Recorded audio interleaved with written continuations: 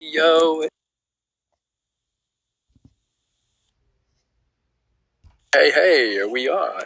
Hey, what's up, guys? Hey, yo, it's Hex from Hexheart, and my guest should be coming a little bit. Jordan Williams, the former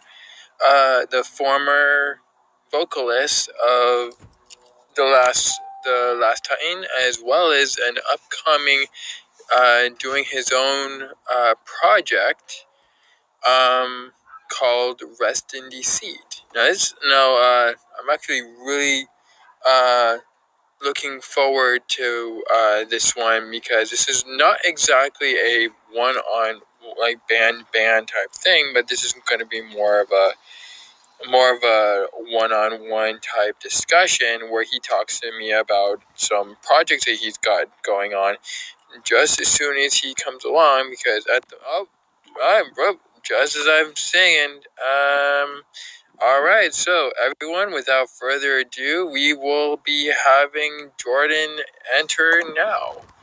Hey, yo. What's up, man? What's Can you hear me good? good, bro? How's it going? I'm doing good. Honestly, no, not so good. I had some issues with some of the electricity, a lot of the power downtown. It was weird. Yeah. So, how are you doing? Man, it's been a fucking journey lately, and excuse my profanity. Is that like? It's all good. We all do it. Okay. Just let loose. Don't worry about it. I've been saying this to a lot of people lately. Mental health is like a roller coaster. Lately, it's been going down, down, down. But I think I hit the point where I'm starting to go back up. So it feels There you go. like it feels nice, but at the same time, I'm like, I don't like. Is this really gonna be good? I don't know. But all in all, I've been good. Just got off work.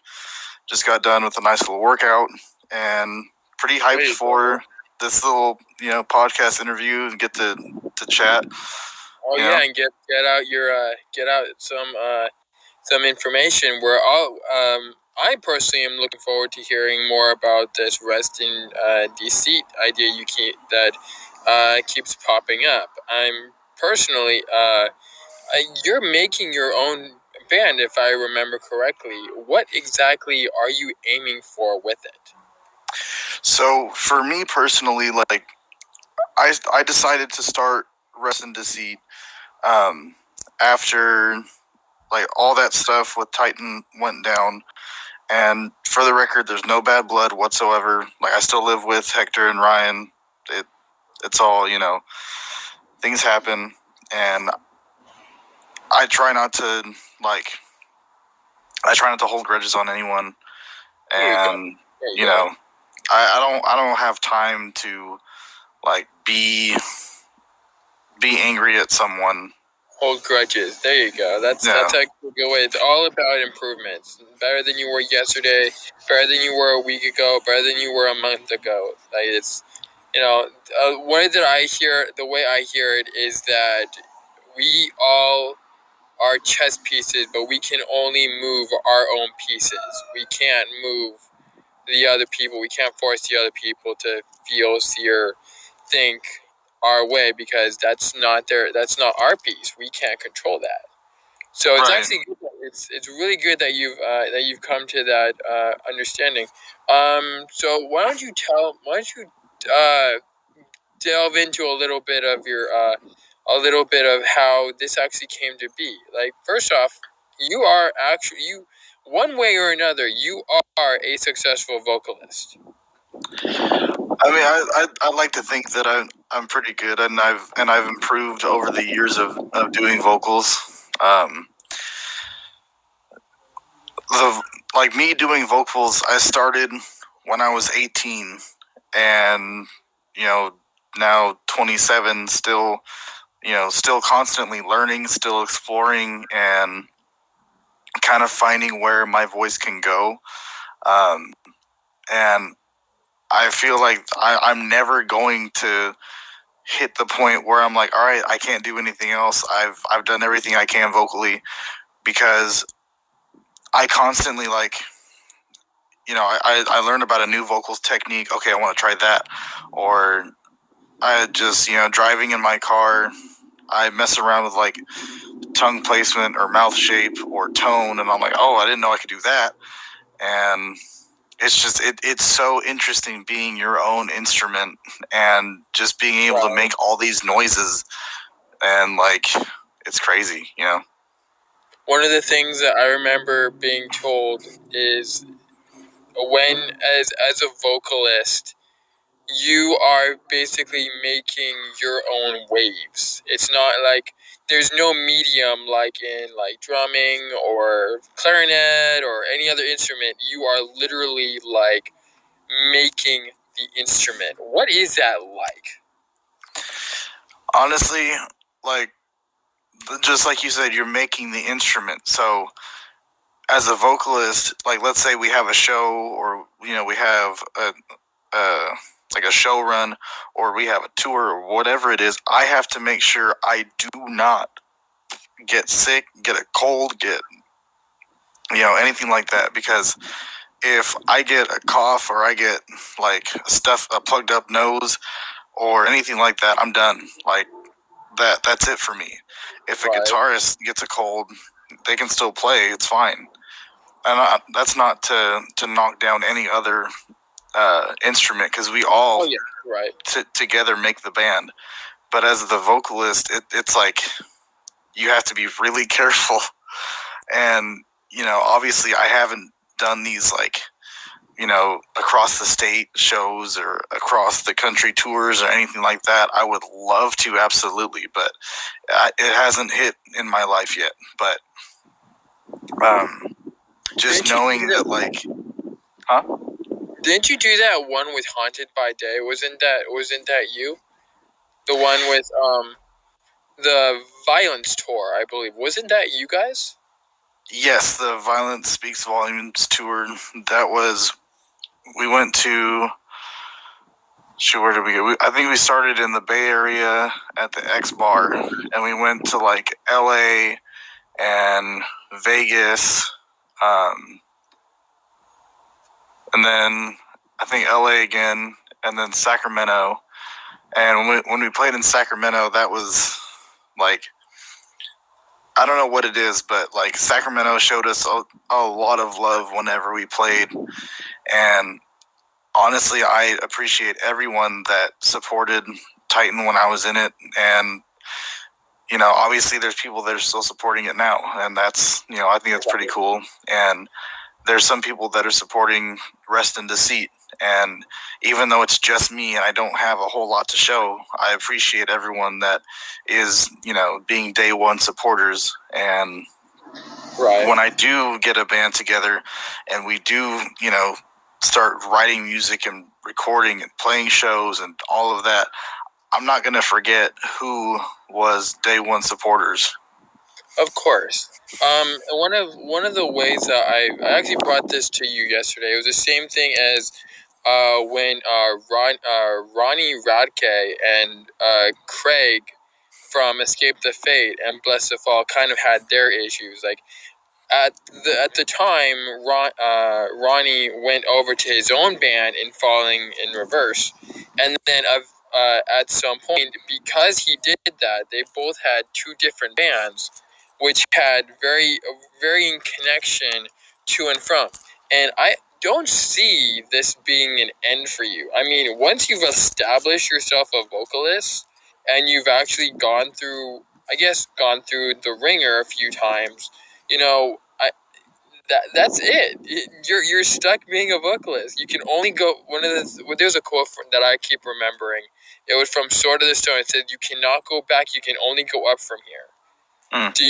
Is that something that you feel? Do you feel that you even said yourself that it's about I think this is a way for you to say it's about time for you to start on your own and try to make it as your, like you said, as your own band. Now the question I have is not what led up to this, but what led up to this strength. I mean, you've had a history from, said 27? Said 27? when did you start getting into metalcore and into these type of music feats? So my dad was heavily into metal as a whole, and being around him a lot, he would listen to a lot of metal, and so I grew up listening to metal, and my mom would listen to everything else. So my music taste goes pretty much everywhere, and for some reason, just like metal stuck, and I was like, I want to learn how they make these noises. I want to learn how they, do this.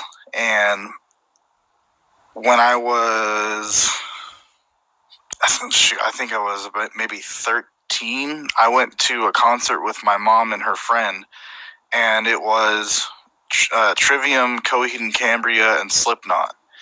And Slipknot, yeah, Slipknot has always been like my favorite band, and seeing them live back then like blew my mind, because I remember when Trivium went on, there was like 3 mosh pits at once in the pit area, and then and so when Coheed and Cambria went on, everyone just watched, and I was like, the difference of like the energy of the crowd was interesting.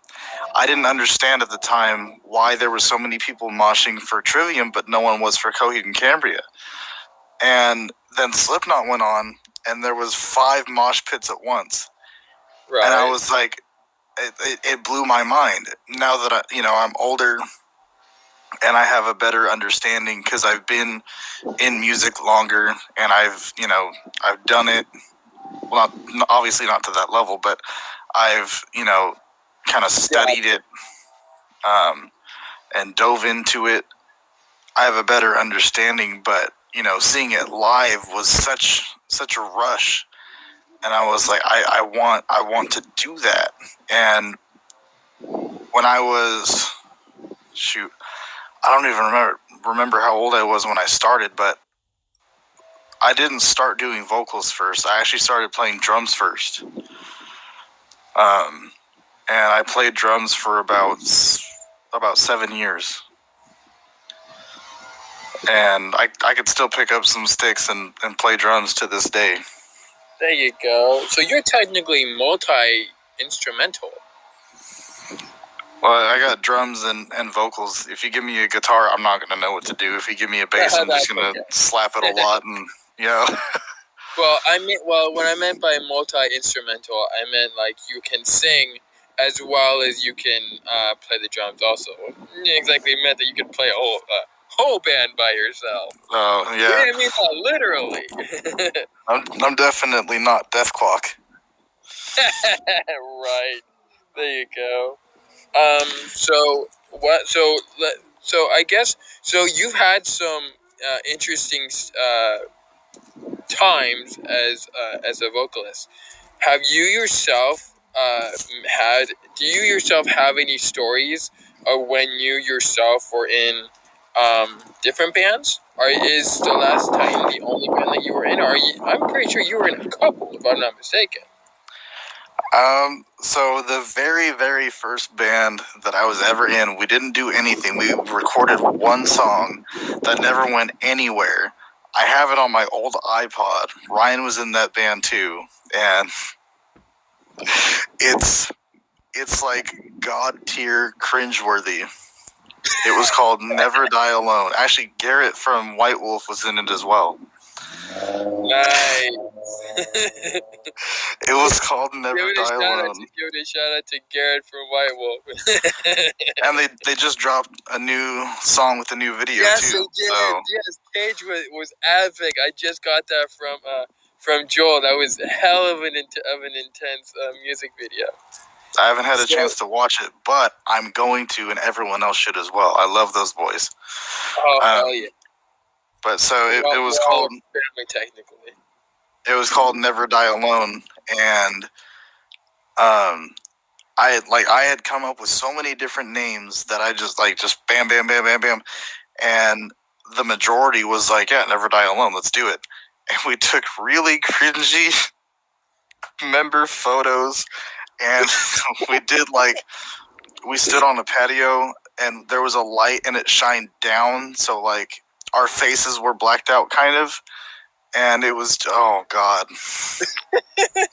And in that band, I wasn't even gonna be like a screaming vocalist. I was gonna like do like the lower register, like 5-finger death punch kind of stuff. There you go. The first song that they were writing, they were like, "Oh, well, your voice doesn't fit with this song, so we'll just get you on another one." So yeah, okay. And so I have the song. Oh, I don't listen to it. Right. I think basing on myself included, I don't think we can like really hear ourselves or see ourselves with an actual positive like. I mean, honestly, when I'm like done with these podcasts, like I like I'll record it and then I'll play it and I'll just put it away and not look at it. It's like I don't want to see myself. That's horrible. Yeah, I'm the same way, man. Honestly, it's like oh, that's funny. So why don't you go through how? So when you were in these, when you were touring over for the Violence tour, could you tell? And that was with Haunted by Day. Big shout out to Jeremy and the rest of the guys. You guys are family. What was that? What was that like? Tell us like a rundown of being on tour. So touring, well, doing that show run with Haunted by Day. Imagine, like, just take a meme and then make it real life. Being with those guys was a lot of fun. It was really great. You know, we got to bond with them and get really close with them, and just getting to watch them, you know, watch them in this spot, and then the next day go over here and watch them again. Then the next day go over there, watch them again. It was really great, and it never got old to watch them play the same set and hear the same song. It was like the first time that I saw it every time, because I was just happy to like have that experience with these guys, you know. And did you ever go to any restaurants while you were out there, like just bullshit at a McDonald's or something, you know, or like get any autographs while you were out there or anything like that? Oh, you know, we had to get Denny's. Yes, you can never go to Denny's. You at Denny's, isn't that right? You cannot be in a metal band and not go to Denny's at least once, like on a run. I don't care who you are, but one stop in particular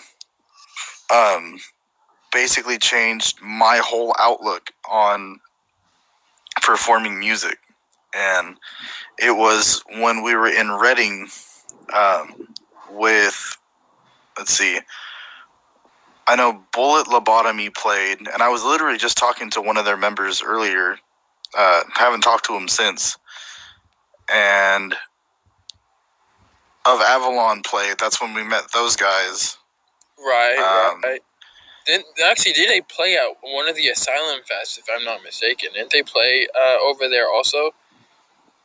I don't know if they played that, but we did our the last show run that we did with Of Avalon.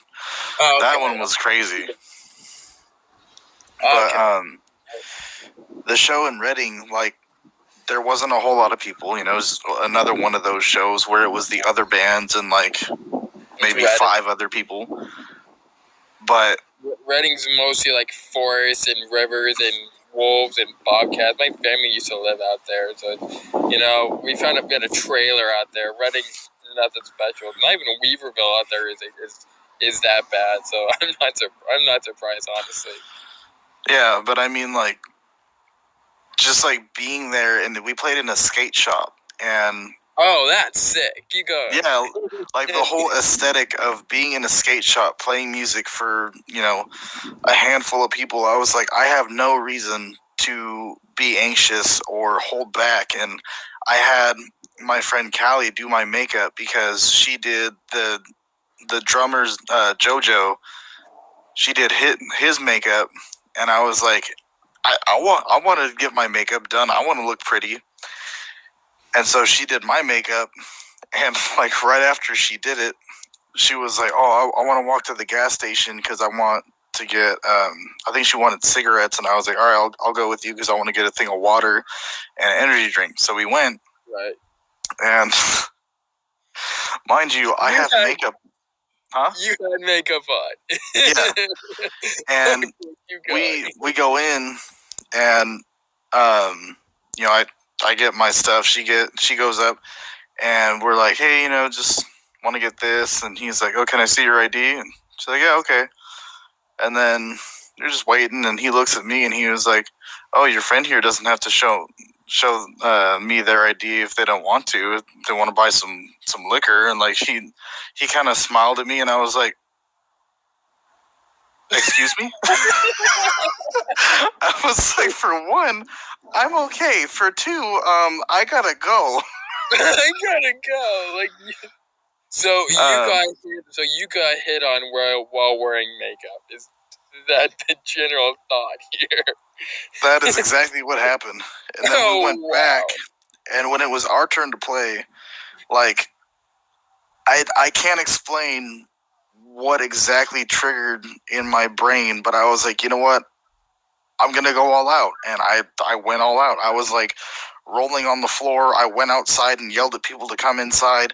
I like jumping around and like two-stepping, and I was all over the place, man. And it was crazy. And I did things that I had never done before performing at a show. And that kind of like broke me out of my shell of, I'm just here to play the show and I can't do anything else. And I have to like just stick to the show and that's it. No, I was like, I am the show. We are the show. We're going to put on something fantastic. They came to see you guys overseas. You aren't the opener. You are the main you were the main at that point.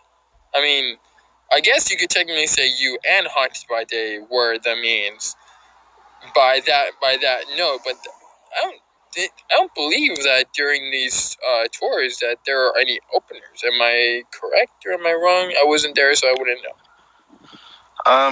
For that one in particular, if I remember right, I think Bullet Lobotomy was the opener, and then Of Avalon went on, and then Haunted by Day, and then us. I can't remember. Oh yeah, you were definitely the headliner. But to be completely honest, as far as like who came, like who they're coming for, you'd be surprised. Like when we opened for OTEP, we helped sell it out. When we opened for Carnifex, we helped sell it out. Now, mind you, I will absolutely say it's easy to sell tickets when you have acts like OTEP and Oceano, Prison, Enterprise Earth. That's a big reason.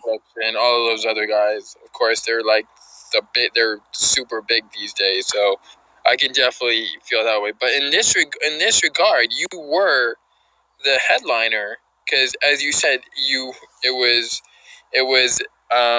those two, and then Haunted by Day technically was also an opener by merit, and then you are the last. And if I'm not mistaken, judge me if I'm wrong, but correct me if I'm wrong. But the last band is usually the headliner of a concert. Kind of got that notice alone. Oh yeah, like the last band is the headliner, but as personally, I would never want to take away from the openers because like the opener like sets the mood, sets the tone, and like they kind of draw people in by like, oh shit, there's music playing, or they try to slang tickets, or I feel like everyone from the opener to the headliner to the people helping the bands and the people that buy the tickets, like everyone has a huge part in it. No matter, like I said, if you just bought a ticket, you have no idea how much you're helping the bands and how much you're helping the scene and how big of an impact that has. It's a very big thing. That's actually one of the reasons why I actually want to take this moment and to obviously say support your local music. So we're really hurting right now. Support your local music. Buy tickets. Go out there. Have a fun time when concerts come back. Support your local music. And two, you can even buy merch from the bands right now, because like bands have merch that they're trying to sell, and bands are still recording, they're still doing things. There's ways to help support bands, or even streaming them on Spotify, or watching their music videos, whatever it may be. And there's things that a lot of people feel like are very small things, but in the big picture, that it's a really big deal. And very much so. I mean, just spreading out that these bands exist, after COVID, can do a lot of help. Right. So you were at that moment. back to the question. So you went into a gas station, makeup on, and you got hit on, and then right after you came back into it, you were Mr. Amazing. Possible adrenaline, maybe? I don't know. I don't remember when exactly, because I think one of the other bands was playing. I mean, honestly, it could have been from watching Bullet Lobotomy and Of Avalon and Haunted by Day. I was just like, man, especially Of Avalon had this energy that I really loved, and that's why we went on the show run with them, because they brought this energy that as a band we loved it. We wanted to expand them and take them along with us, because they had never gone on a show run before. They hadn't really played in the areas that we were taking them, and it was a really fun time. And also in understanding, Haunted by Day probably wouldn't have brought you along if they didn't see that you matched their energy. Also, otherwise you would have pulled one of the other guys. They specifically pulled you guys, which is actually pretty cool, honestly. So, in that regards, what are some of your go-tos when it comes to music? Like, when you were younger, what was your best way? What was your first set? Let me put it that way. What was the first songs or first setup that you ever did while vocalizing and or drumming at the same time? I don't know. So, performing live or just playing in general? One or the other. Maybe both. Maybe both. Your choice. So, for just playing in general, it was I had a drum set at my grandparents' house in my papa's room, and I had a book with drum beats. I would listen to AC/DC, Rob Zombie, Metallica, and play drum beats from that. And as far as performing live with drums, I haven't done that. But when it comes to doing vocals, I sing in the shower like everyone else does. Best practice room in the house. Oh yeah, it's got great acoustics. And I do vocals in my car a lot. And my very first show playing as a vocalist, I wasn't even supposed to be the front man. I was supposed to be the backup vocalist, but the main vocalist was with with the rhythm guitarist at the time in LA for truck driving school. And this is for another band that I was in with Ryan called A Turtle's Last Nightmare. Okay. Oh, man. And for the record, neither of us named that band. It was like that when we joined. Okay. And it was in Turlock at this shed in the country called Metal in the Cuts. And the first song that was played, I wasn't even on the stage, quote unquote, for it, because I was really anxious and my ex-girlfriend was there. So I was like, I don't want to embarrass myself, so I let them do an instrumental. Ryan actually talked to the crowd. I would not talk to the crowd at all. I was afraid. Because of your ex-girlfriend. Oh yeah, that was. Oh boy. Never good to have a bad relationship while in the crowd. That definitely cuts you down to size. Well, that cuts anyone down to size, whether you're a musician or you're a tech or you're an artist of painting, whatever. As soon as you find out your ex is out there, yeah. But so then I played the other songs that we had planned to play. I did terrible. I'm just gonna be 100% honest. I did horrible, but everyone's like, "Oh, dude, good job, bro! Oh, you did great. You should be the vocalist." What the fuck? And it made me feel great. And looking back, I was like, was everyone just being nice to me, or what? Did they actually enjoy it? I don't know. But to a certain degree, just the whole energy that they had for me, I appreciate it, because that gave me the confidence to continue, and it helped me be where I'm at now. And I will never forget, there's this one guy that approached me after a show at the Boardwalk, and he was just in Titan, and he was like, "Man, your song Serenity hit home for me, and your vocals were awesome and all this stuff." And he was like, "Can I take a picture with you?"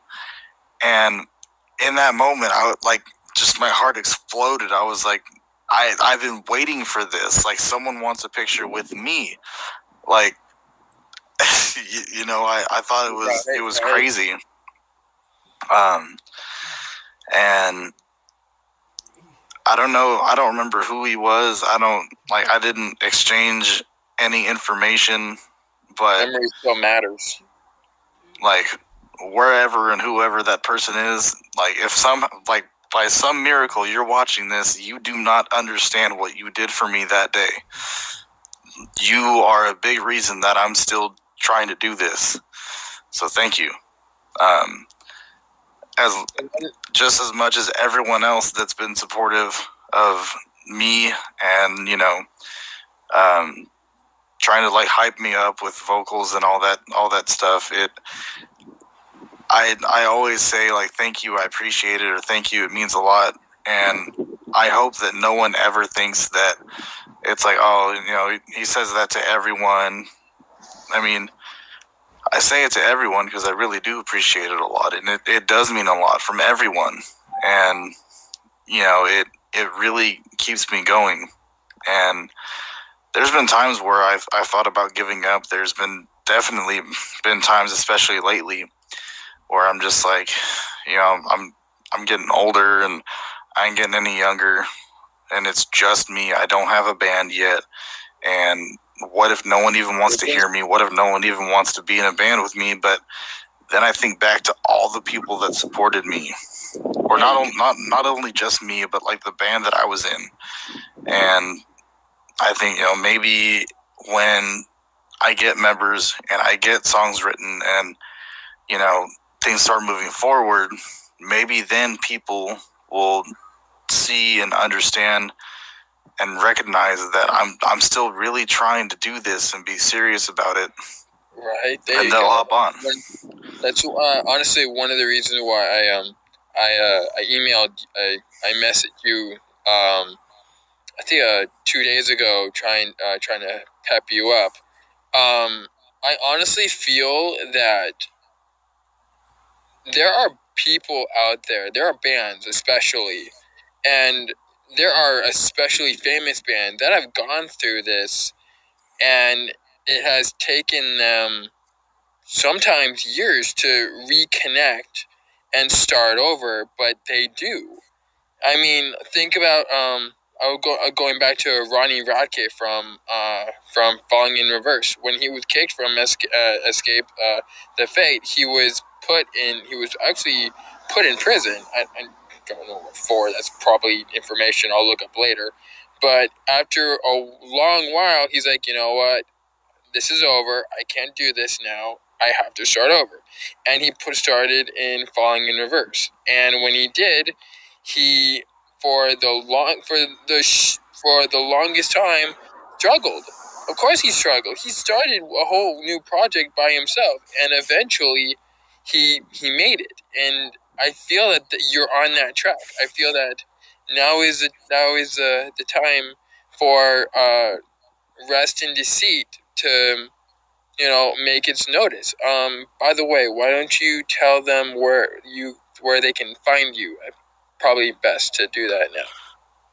So I've made an Instagram, a Twitter, and a Facebook for Rest in Deceit.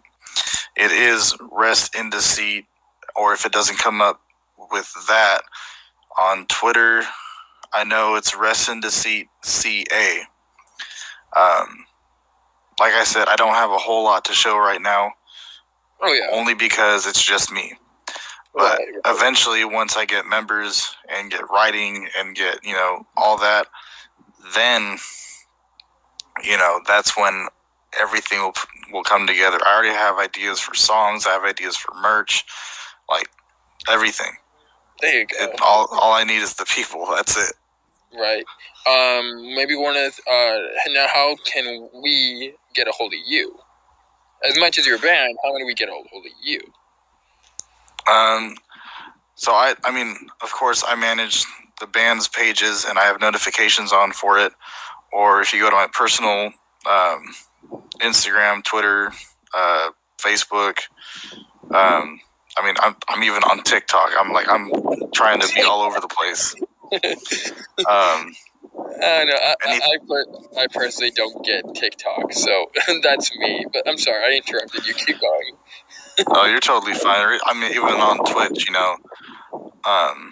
all my personal platforms is Sasquatch93, which it's Sasquatch, but just put an N. Sasquatch93. Classy. And the reason behind that is, Sasquatch, because I'm a big person, and then Squanch from Rick and Morty. There you go. Just kind of. So, going back a little bit, what actually made you trying to put this out so it makes sense? What made you, as a kid, as a youngling, into a musician?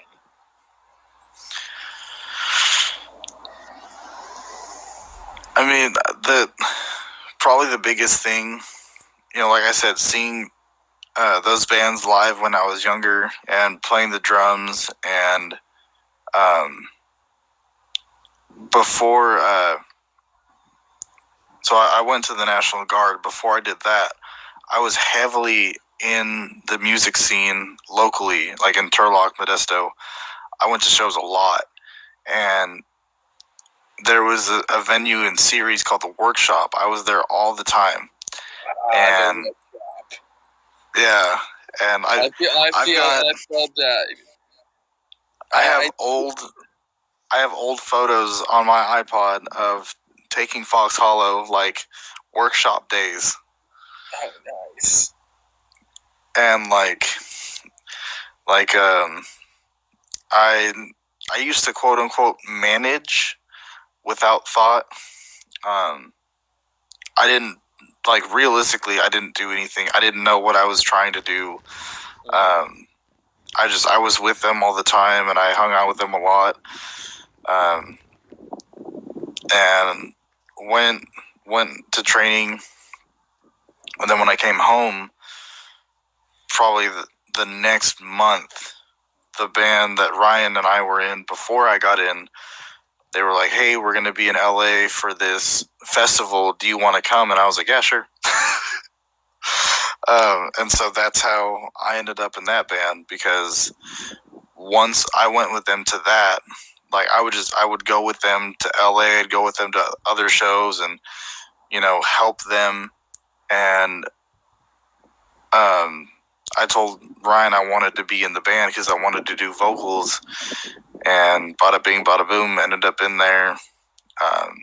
And then I played some shows as the backup vocalist because the front man ended up, obviously coming back.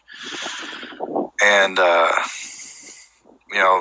we played some awesome shows. The one show that I love, thinking back on was when we played at the Queen Mary in LA. Oh, wow. Tell us about that one. Yeah.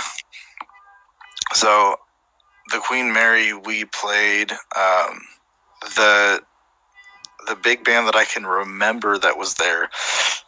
There could have been more that I don't remember, but the one that I do was I Wrestled a Bear Once. Oh, wow. They're famous. Yeah. And, like, playing that show was crazy. And, like, getting to watch I Wrestled a Bear Once, and there was a dude in the mosh pit in the banana suit. I will never forget that. That was the best. Wow. That sounds insane. So were you like the banana peel when you tearing off his head or something like that? I didn't even know the guy. I was just like, there's someone in a banana suit. I love music so much. I love music so much. There you go. But even before that, like when we went to that festival in LA, it was called Wild Wild Fest. And We Came as Romans played that, that was like, they were the headliner. Oh, wow. They were making the rounds back then. Actually, interesting enough, Brandon Blacker actually told a story where he also ran into We Came as Romans also. So you both have a story of the same band. That's actually pretty interesting. Go back to Brandon Blacker for yesterday. So yeah, keep going. I apologize. I didn't mean to interrupt. Oh, you're totally fine. I am a guest on your podcast, my friend. Well. You have the reins here.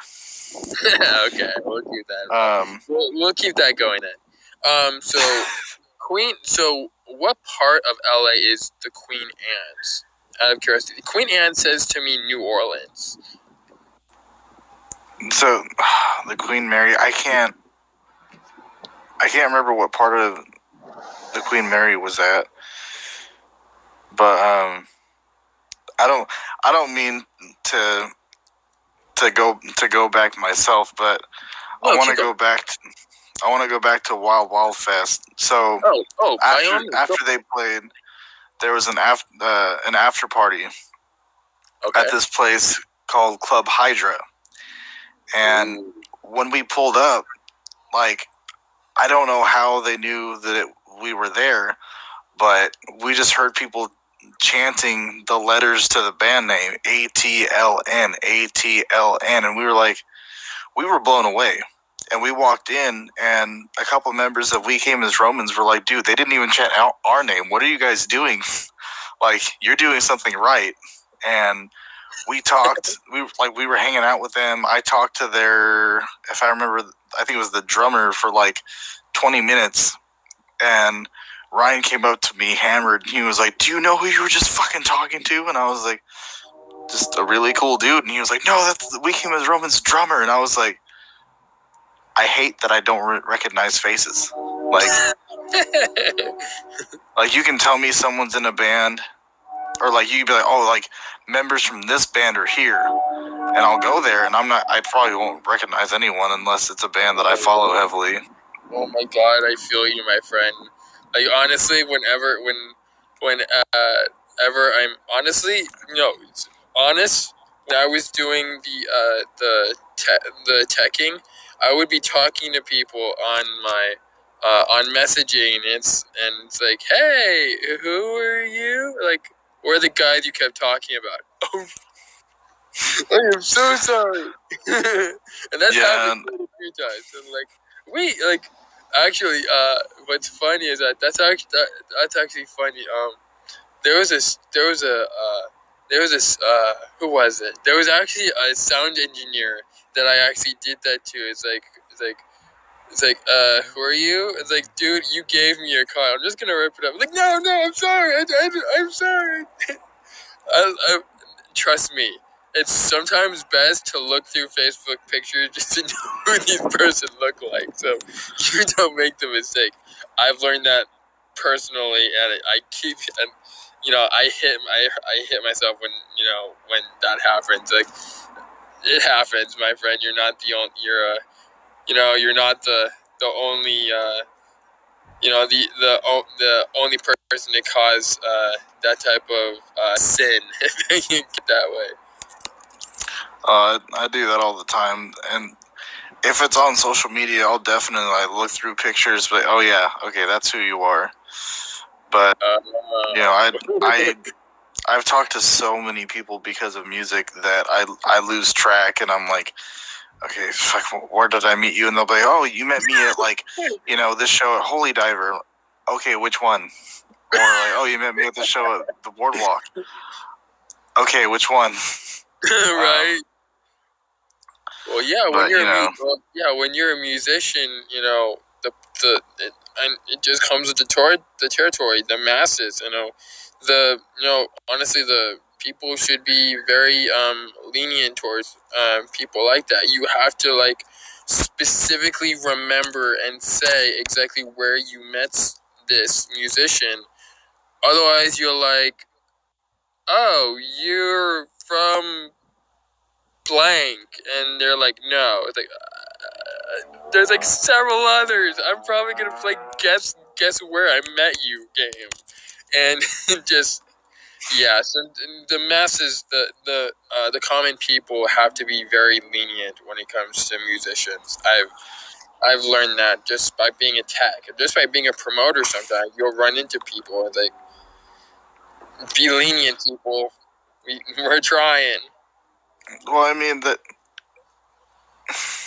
I feel like even though being a musician, I'm still a common person, and I feel like a lot of the time we put we put musicians on a pedestal, like they're higher than us, but really they're just people. They're just very talented, very well known people, and that's one thing that I've learned because I'm friends with Jared Dines, Austin Dickey.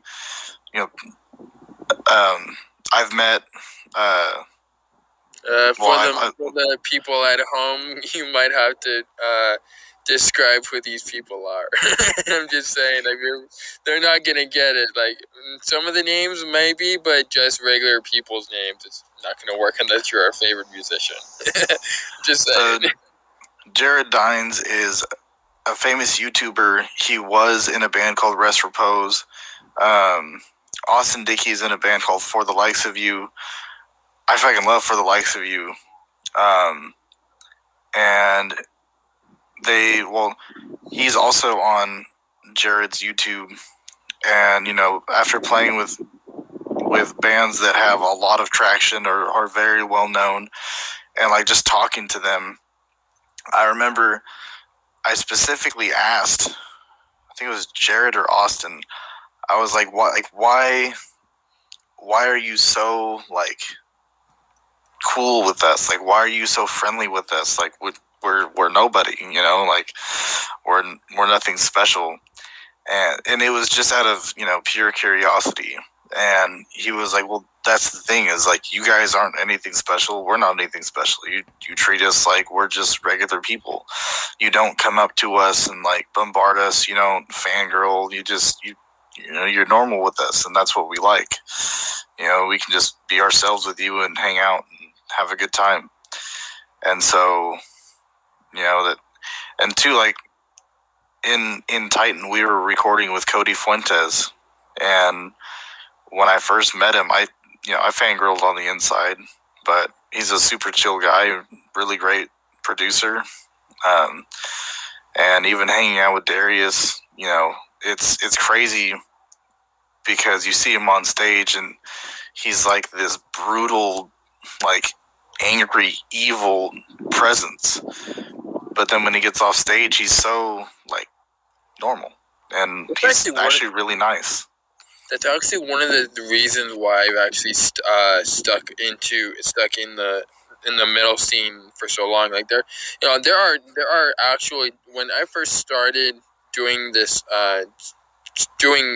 music promoting and teching, at first when I first stepped into Spinnakers, and you know, this is a little bit of a confession here, I was really worried that as soon as I stepped into Spinnakers, I was going to get into a fight. I was either going to get into a fight, I was going to get knifed, someone was going to shoot me, I was going to, you know, get, tied up and tortured. You know, there were so many things that went through my mind when I first stepped into Spinnakers. It's like, I'm going into a dive bar.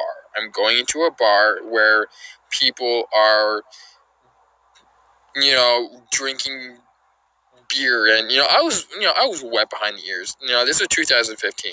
So when I found out exactly what you're saying, it's like, wow, actually, these guys are cool. These guys are actually nice to me and actually understand where I'm coming from. And it was from there that I started to gather more and more interest of the metal scene, because yes, exactly like you say, even though, you know, people of all kinds may label metal as, you know, harsh, destructive, you know, whatever, violent, satanic, my favorite. Oh my, I forgot one. Satanic. Oh God. These exactly the people that you and when you meet a metalhead, you actually find out exactly like you said. They're you know, cool people that are just as into music as, you know, those Katy Perry poppy fans who eat a lot of sugar. But, you know, just on the darker side. Maybe we like horror music more often. Maybe you have more piercings, or, you know, something like that. But it's not, you know, is anything dangerous. We're no more dangerous than those, you know, than country boys and than frat boys. Okay, frat boys actually pretty dangerous, but like people in the country scene, you know, those people knocking boots and doing square dances and hoedowns. We're like that, only on a darker sense. And people don't seem to get that. Whether it's freaking, whether it's whether it's all the music awards, or, you know, whether it's church to a certain extent. It seems that we, the metalheads, or we in the metal scene, seem to have such a hard view to everyone. And exactly like you said, we are no eviler, no messed up, no bad than, you know, a normal person that just likes to listen to music. Right. And, you know, people think about a metalhead and they think, you know, well, obviously I have tattoos and, you know, stretched ears, but they think that all we listen to is metal. But I mean, I listen to just about everything. I mean, yes, I typically listen to metal and stuff that is really angry, but I listen to a lot of stuff. I listen to Owl City at nighttime. That's probably not something I should have said on live TV, but whatever. I'm feeling it. Yeah. So I guess the question I was leading up to, and actually to comment on your tattoo response, like there are a ton of people that have tattoos, and it's not just metalheads, people in the Spanish scene, people in the rap scene, even country boys and frat boys have tattoos. So I don't think tattoos and piercings really amount to being, bad or evil. And, it just bothers me that, even now we're being ostracized, even though we're practically in the mainstream. I mean, I don't know, Justin Bieber was wearing a Metallica shirt the other day, and we're the bad guys? The hell? So, I guess I'm understanding where you're going with that. So question. So I guess going on that, how many, or if you can, how many main famous bands have you actually played with or run up against? Oh man, so we played with, I wrestled a bear once. I wasn't in the band at the time, but they played with As Blood Runs Black. And we came as Romans. We played with OTEP, Outline in Color, Dropout Kings. Did I already say OTEP? Yeah, you just said OTEP.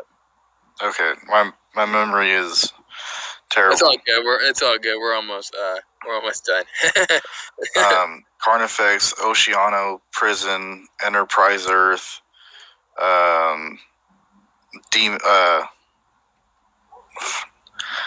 see if I can remember. Redeem, Revive, Avoid, Dead Crown, For the Likes of You.